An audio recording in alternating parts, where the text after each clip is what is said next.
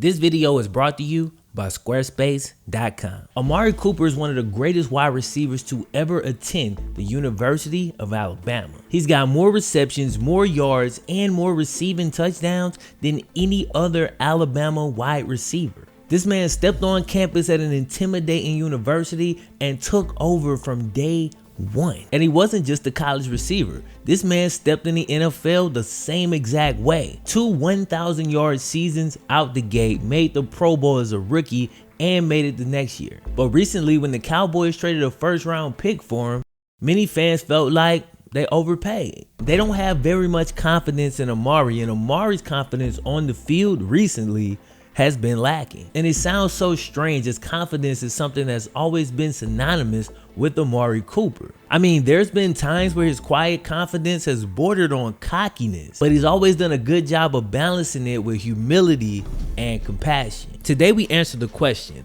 what happened to Amari Cooper? We also discuss whether or not he can shake back in Dallas. Don't forget to like the video if you like it, subscribe if you're brand new. Without further ado, cue the Wayne.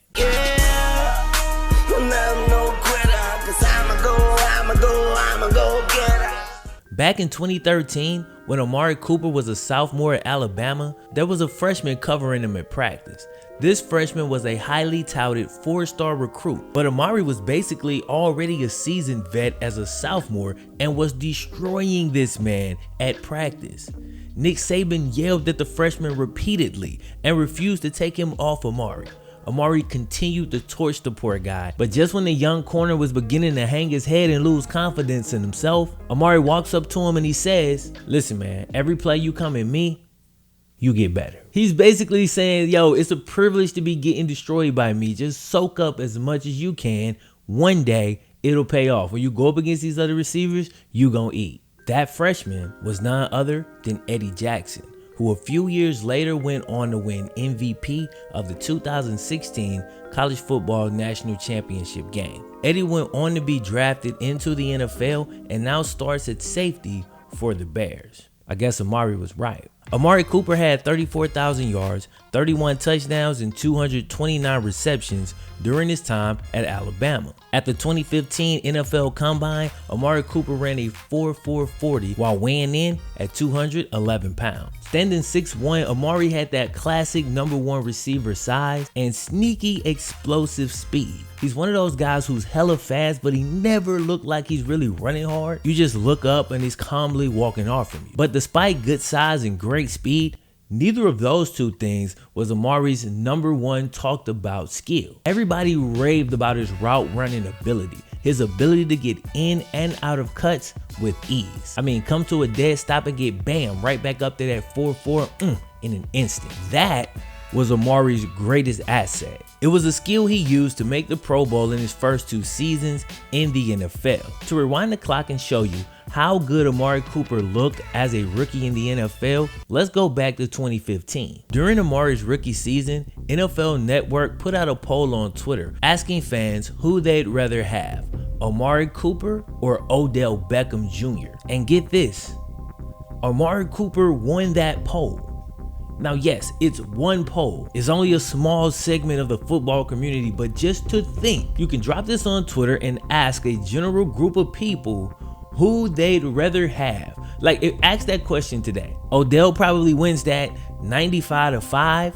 You know what I mean? Like maybe some diehard Amari fans. But in 2015, only halfway through Amari's rookie year, 60% of the people that took this poll took Amari over Odell. That's bro. And like I said at the beginning of the video, over 1,000 yards in each of his first 2 seasons, made the Pro Bowl his first year, albeit as an alternate. Then he made it again during his second season. He looked like he was easily on the way to a Hall of Fame career. But then something happened in 2017.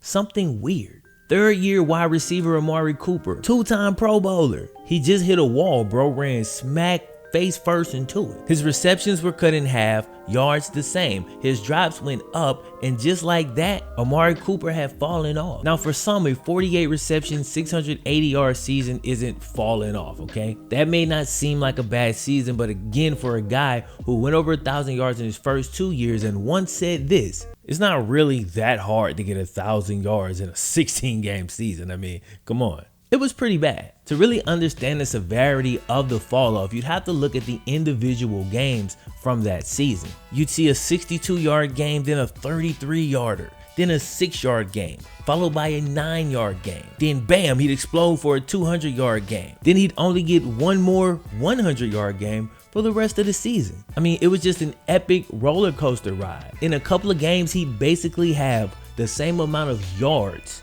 as he'd have targets.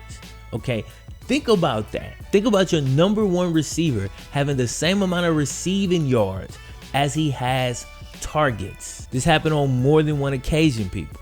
Amari had fallen off.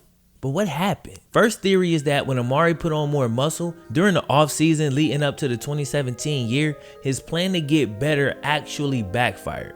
This was something that 6-time Pro Bowler Reggie Wayne pointed out. Here's what Reggie had to say. That can slow you down and make you a little stiff. I don't think he ran his routes the same. He used to run great routes.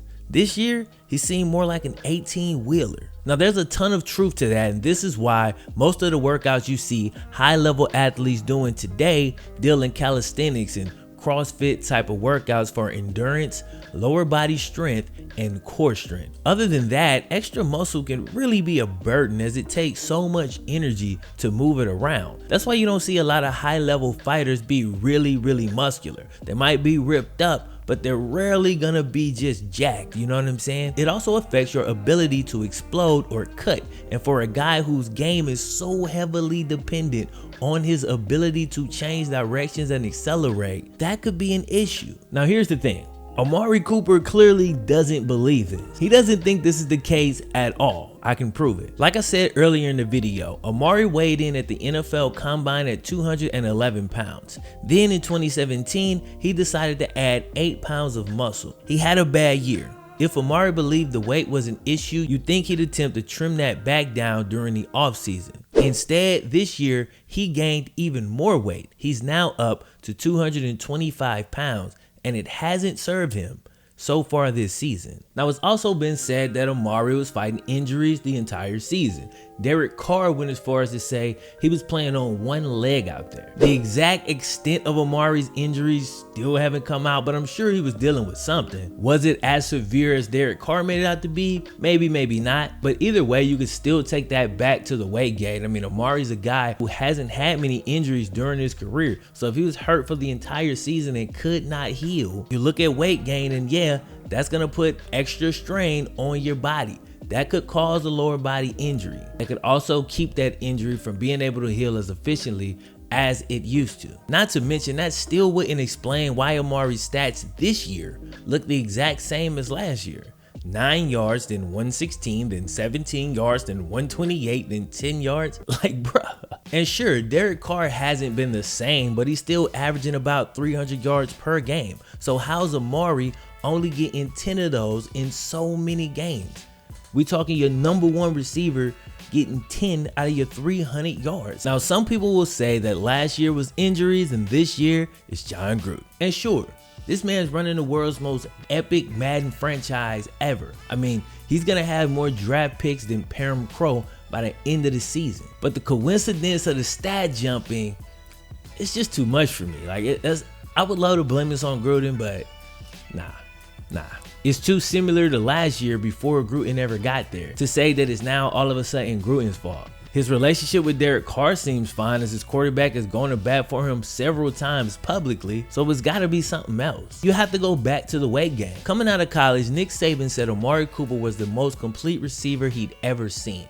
He could get off the press and separate at the top of routes. He said there were plenty of receivers who could do one, but not many receivers who can do both. I think the weight gain took away from some of the tools in Amari's bag, and some of the DBs he faced picked up on it. I think the weight gain made him a little bit more limited. So he still has strengths, but he now has way more weaknesses that can be exploited than he ever had before. Those weaknesses played to the strengths of some of the DBs he faces. This is why he can't produce consistently every week. It really just depends on his matchups. The only other real explanation would be to question Amari's heart, and I don't want to do that. But it is fair. Maybe his heart wasn't all the way there during his time in Oakland, so he'd get up for some games he wouldn't get up, like he didn't play hard every game. That is something that would have to be considered, and some combination of those reasons is why Amari Cooper fell off. But can he shake back? I really like Amari. All right, he's only 24 years old. As a two-time Pro Bowler, 4-year veteran, he's still only 6 months older than rookie and fellow Alabama wide receiver Calvin Ridley, who's playing for Atlanta. These guys are basically the same age, but Amari obviously has way more experience. Not to mention we've seen other receivers and other players in general go to the Raiders and dip down a little bit and go to another team and hey, shake back. I remember back in the day thinking Moss was done, and then now, of course, Moss was going to play with Brady and Amari's going to play with Dak. So I don't think he's going to do nothing that crazy. But while I'm not sure what's going to happen for the rest of this year, it could really go either way. But I think next year, Amari makes a true comeback. I think in the offseason, he trims back down to about 215. He comes in the best shape of his life. I think he makes a push for another Pro Bowl season. And I think he'll be well worth the Cowboys' first round pick. That's just my thoughts. Let me know what y'all think in the comment section. Now, before we end the video, I gotta give a shout out to today's video sponsor, Squarespace. People I run into all the time ask me how to get started with online businesses. And today's video sponsor makes it pretty simple once you've got your direction down. So whether you're working on your side hustle or your main joint, you can create an A1 website using Squarespace's all-in-one platform. Pushing t-shirts through your online store, setting up a side hub for your YouTube channel, or even if you're going for something a little bit more robust, Squarespace has pretty much got you covered. If you get stuck, it's all good. They got 24/7 award-winning customer support that's always right there, ready to get you back on track. So if you're interested in creating a website for any reason, check out squarespace.com for a free trial. Then when you're ready to launch, go to squarespace.com/FlemLoWraps and get 10% off your first purchase of a domain or website. Huge shout out once again to Squarespace for sponsoring the video. I'm gonna holler at y'all next time. FlemLo Raps 1.